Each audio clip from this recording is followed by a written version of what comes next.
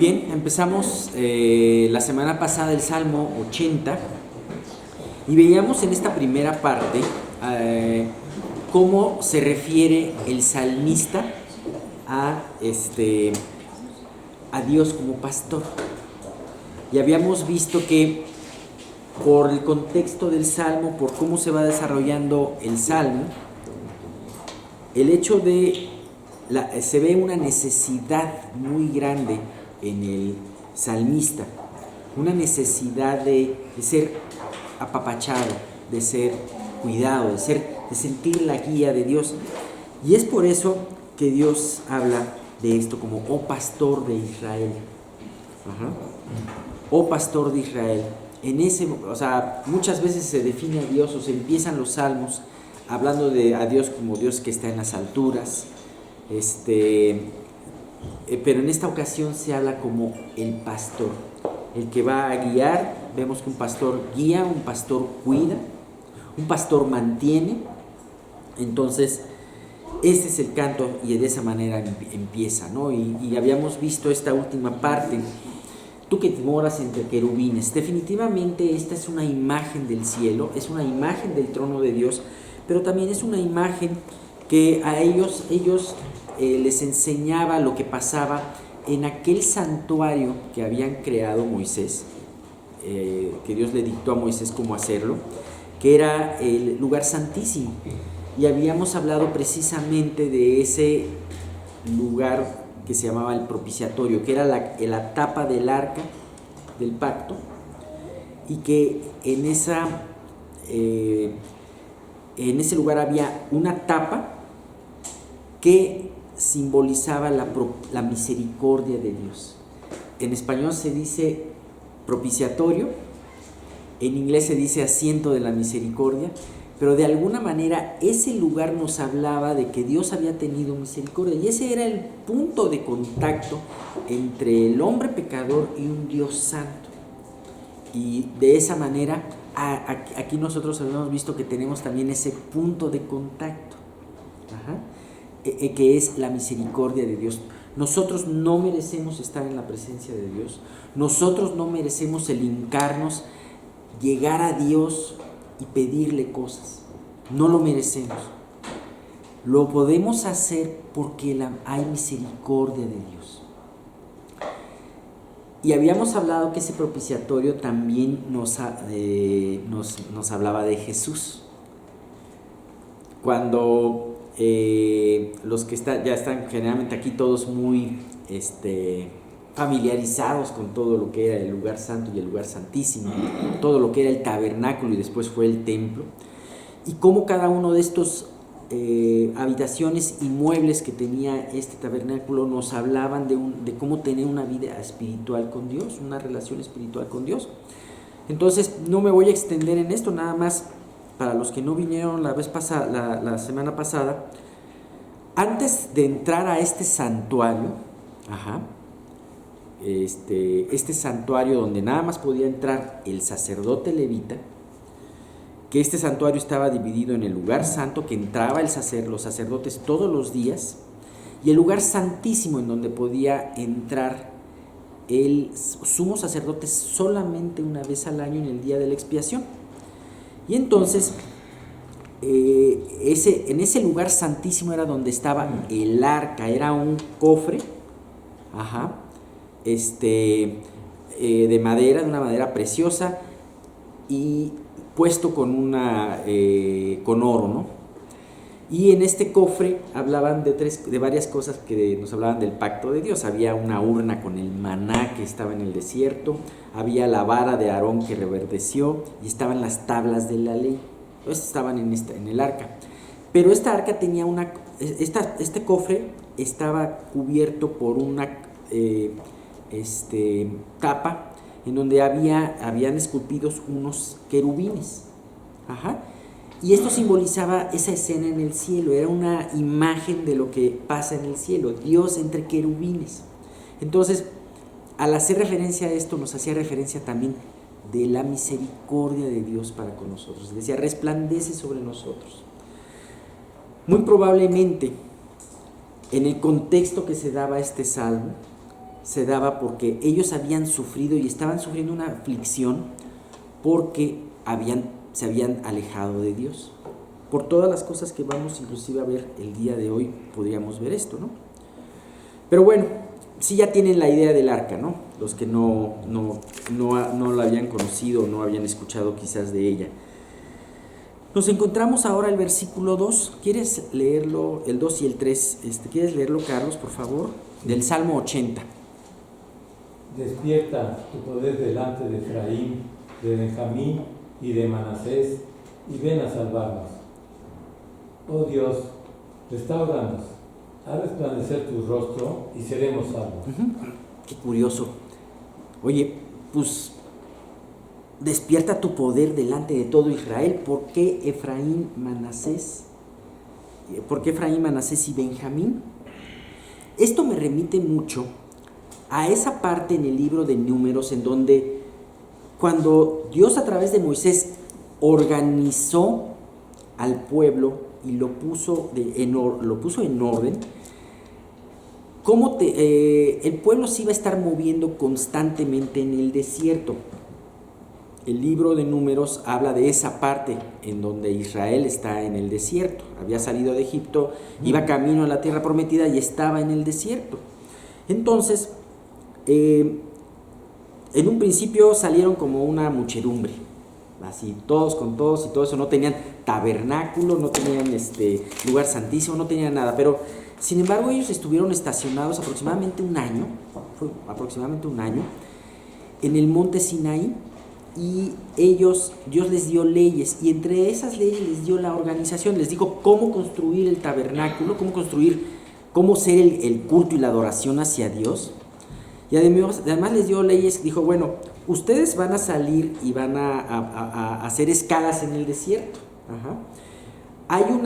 Vemos que Dios hizo un milagro en donde Dios los guiaba. Había una nube en el día, que se movía la nube, era una nube como vertical, y se movía la nube hacia donde Dios quería llevarlos.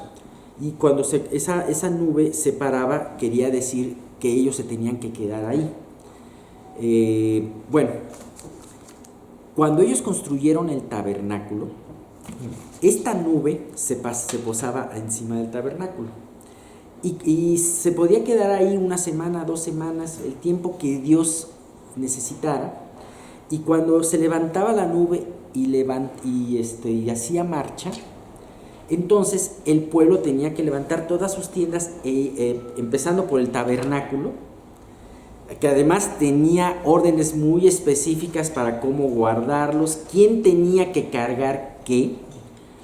Y entonces lo guardaban, lo empaquetaban. Los levitas que tenían que cargarlo lo llevaban, y entonces ellos marchaban, y los ejércitos de las diferentes tribus, de las otras tribus, los escoltaban ese tabernáculo. Y entonces hay algo muy curioso. Si ustedes van a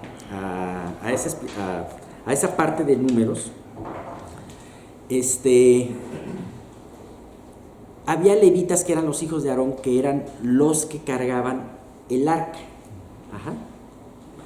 Y entonces, justo atrás, flanqueando a esos levitas, estaban estas 3 tribus: Efraín, Manasés y Benjamín, que además los 3 eran descendientes de la segunda esposa de Jacob, Raquel.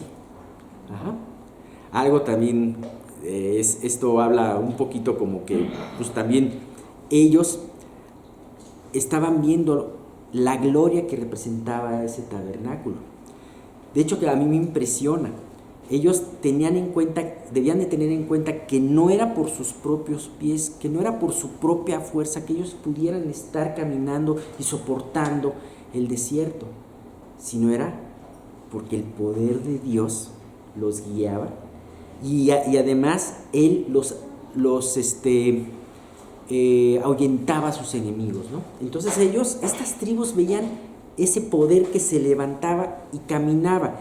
Me llama mucho la atención porque siempre Moisés tenía unas oraciones cuando ellos se asentaban ellos se asentaban y cuando avanzaban. Y precisamente la oración que decía Moisés cuando se levantaban en el tabernáculo está en Números 10:35, dice: cuando el arca se movía, Moisés decía: levántate, oh Jehová, y sean dispersados tus enemigos, y huyan de tu presencia los que te aborrecen. Imagínate el salmista que esté viendo a su pueblo en aflicción, en destrucción. Habíamos hablado la semana pasada que muy probablemente este salmo se haya escrito cuando los asirios destruyeron el reino del norte de Israel.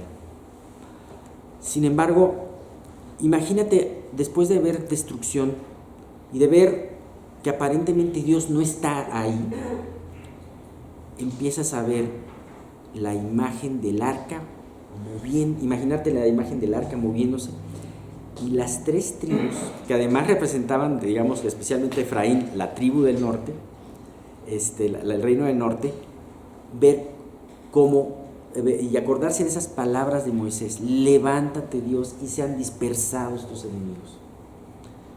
Qué importante es cuando nosotros nos encontramos en pruebas y cuando podemos tener alguna derrota en nuestras vidas, ver esto: Dios, levántate. Queremos ser testigos directos, como esas 3 tribus que estaban junto al arca, de tu poder, de ver cómo te levantas y vences a mis enemigos, ¿no? Y bien, viene el versículo 3 que nos dice: oh Dios, restáuranos, haz resplandecer tu rostro y seremos salvos. Oh, qué bonito. Déjenme decirles que se repite en el Salmo como si fuera, acuérdense que los salmos, como si fuera un estribillo. Acuérdense que los salmos son canciones, y entonces, así como en el himno cantamos coros, estribillos que se repiten, así también podemos ver que este salmo, porque estaba dirigido al músico principal, hay un estribillo, un coro que dice: restáuranos, haz resplandecer tu rostro y seremos salvos. Dios, Asaf le pide que lo restaure. Y en otra versión muy interesante dice: Dios, haznos volver a lo que fuimos. Y esa es la restauración. ¿Sabes?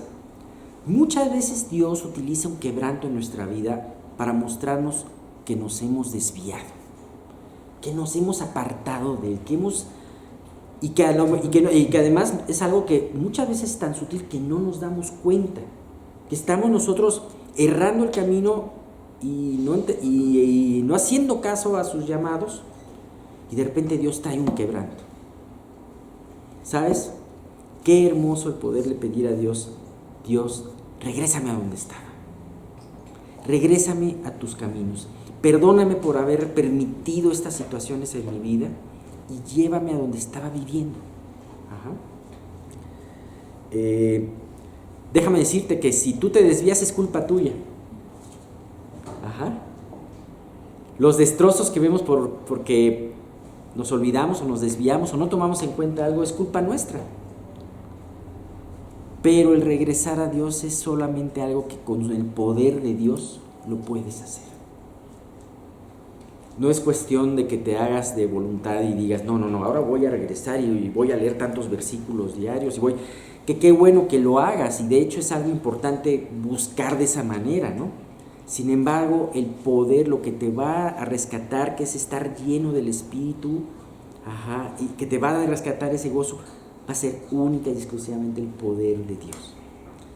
Haz volver la luz de tu rostro. ¿Cómo dice?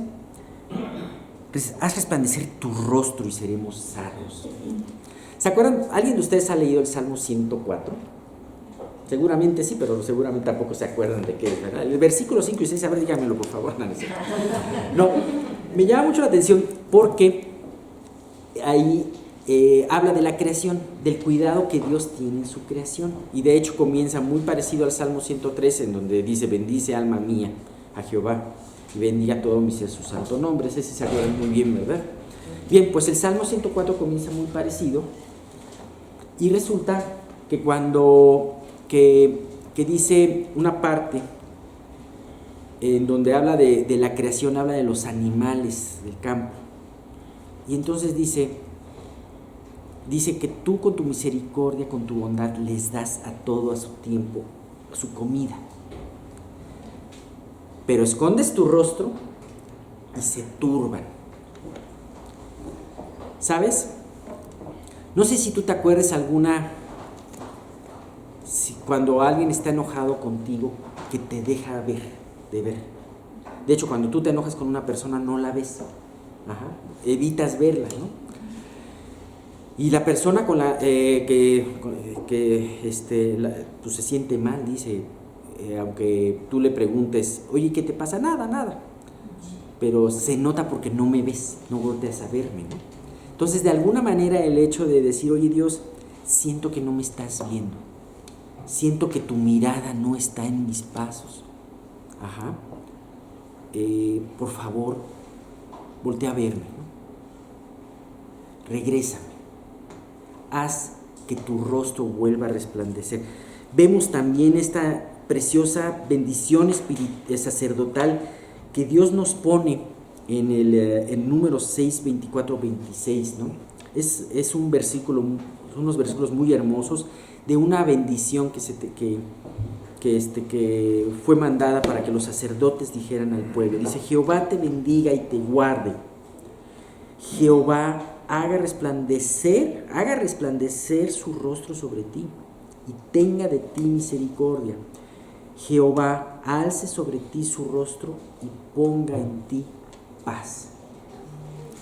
Repite 2 veces: resplandece, voltea a ver. Una para tener misericordia y otra para tener paz. ¿Así para ti? Perdón que te interrumpa, pero Dios nunca cambia su actitud para con nosotros. Es nuestra mala conciencia, sí, la que nos hace sentirnos pues, lejos, o sea, ¿no? Aunque sí podemos experimentar un enojo de Dios en su misma cantidad de amor, pero sí a veces puede haber exactamente, una disciplina de Dios. De hecho, ¿qué es lo que puede hacer que se pueda ver esa disciplina? Pues el hecho es una respuesta a que nosotros desechamos a Dios de nuestra vida. Esto me recuerda mucho, y de hecho lo tenía puesto aquí. ¿Se acuerdan de este versículo que dice Santiago 4 del 8 al 10, ¿no? Que dice: acercaos a Dios y Él se acercará a vosotros. ¿Por qué es esta consideración? Dices, oye, no pienses que Dios va a estar, siempre hay gracia, ¿no? Dejando siempre, y de hecho, aun cuando Dios decide disciplinarnos, castigarnos o no escuchar nuestras oraciones, es parte del trabajo en donde Dios quiere hacernos reaccionar en algo, ¿no? Entonces aquí la exhortación es muy clara: acércate a Dios y Él se acercará a ti, ¿sí? Ahora, la restauración definitivamente, o sea, sí, nosotros nos desviamos, pecamos. Obviamente la relación con Dios se interrumpe o nos alejamos, y siempre la restauración Dios nos trae la disciplina para que cuestionemos: Dios, muéstrame porque ni siquiera veo en qué erré. Y siempre el camino de la restauración es el arrepentimiento. Exactamente. Acércate a Él. ¿Y por qué te acercas a Él? Porque dices, híjole, me estoy dando cuenta que hay algo, ¿no? Entonces te acercas a Él y Él se acerca a ti. Pero te acercas con una actitud correcta, ¿no? Porque Dios ve los corazones. Entonces te vas a acercar realmente con un corazón contrito y humillado, que no va a despreciar a Dios. Cuando tú te acercas solamente así como, ay, perdón, ¿no? O algo así, sin un arrepentimiento verdadero, pues Dios va a seguir alejado, ¿no? En ese sentido, ¿no? No me refiero a que si tú ya tienes una relación con Dios, se interrumpa tu salvación, simple y sencillamente hay algo que arreglar para volver a tener para volver a ser alentado por la lectura, por las enseñanzas, para poder volver a tener esos momentos de oración, en fin, todo eso, ¿no? Dice, pecadores, limpiad las manos, y vosotros de doble ánimo, purificad vuestros corazones. El doble ánimo también nos aleja de Dios. El órale con todo, ¿no? Pero no, espérame, te reservas algo, ¿no? De repente sí, de repente no. Ese doble ánimo. Afligíos, lamentad y llorad, humillaos delante del Señor y Él os exaltará. Esto a veces es algo muy difícil de entender, cómo que humillarte y afligirte y lamentarte. ¿Qué no Dios quiere hacerte feliz? Déjame decirte algo muy importante, y de hecho eso lo vamos a ver en el siguiente estudio, que nos habla de un pan de lágrimas, que muchas veces esa dieta de lágrimas es muy necesaria para nuestras vidas, para poder arreglar o para poder profundizar con Dios. Ajá. Pero esto habla de que antes de tener ese gozo con el Señor es muy importante acercarte, y esas lágrimas, esa aflicción habla de que sí, efectivamente estuve mal, ¿no? Nos habla de un arrepentimiento que es la antesala de nuestra restauración, como tú lo estabas comentando, ¿no? Bien, pues verdaderamente es importante meditar en todo esto. Tenemos la siguiente parte, y nada más voy a dar una pequeña introducción, que es el Salmo del 4 al 7, el versículo del 4 al 7, y nada más vamos a leer el versículo 4. Carlos, ¿quieres leer? Jehová, Dios de los ejércitos, ¿hasta cuándo mostrarás tu indignación contra la oración de tu pueblo? Exactamente, ahí se habla de un rostro volteado, ¿no? ¿Hasta cuándo vas a dejarnos de escuchar? ¿Hasta cuándo vas a mostrar la indignación? Ajá. Es como si el salmista sintiera que el cielo es de hierro y no viene nada de arriba, ni puede pasar nada de nosotros arriba, ¿no? Ni puede pasar nuestra oración. Él pide que nos restaure, y él pide, el salmista pide restauración, pide volver, que Dios lo vuelva al lugar donde se encontraba en su relación con Él, y pide que regrese, que lo voltee a ver de nuevo, porque se duele en esos momentos de tener una vida seca, una vida en donde el enemigo ha llegado y ha hecho destrozos también, y en donde el cielo o Dios ha sido aparentemente insensible, ¿no? Ahora, muchas veces este es el inicio de nuestro arrepentimiento. ¿A qué me refiero? Muchas veces el ver que nuestra vida, nuestro entorno, a lo mejor nuestra iglesia, a lo mejor muchas cosas que nuestra familia no prospera, y muchas veces es para decir, bueno, Dios, ¿qué pasa? Si yo te estoy pidiendo por una misma situación, ¿por qué no contestas? Y creo que es un momento muy importante para preguntarnos qué es lo que pasa. ¿Por qué esta aparente inacción de Dios? Dios nunca va a dejar de tener su amor y su gracia para nosotros, porque si tú ya te convertiste, Él te ama, Él te ve a través de Jesús. Pero también, si tú ya te convertiste, Él va a dar un mantenimiento y un cuidado especial a tu vida, va a tratar de una manera que no trataría con cualquier otra persona. Entonces, es muy importante y necesario que si tú ves esta inacción en la oración, primeramente cuestiones tu vida. Que tú le pidas a Dios qué es lo que exactamente está obstaculizando esa gracia para que Él te escuche. Nunca dejes de pensar, porque en ti, nunca dejes de pensar en que esto puede ser culpa tuya. Porque a lo mejor tú puedes echarle la culpa a muchas otras cosas, personas y circunstancias, y nunca llegar al meollo del asunto. ¿Por qué Dios no está permitiendo que yo prospere en estas situaciones? Entonces es la hora de cuestionarse.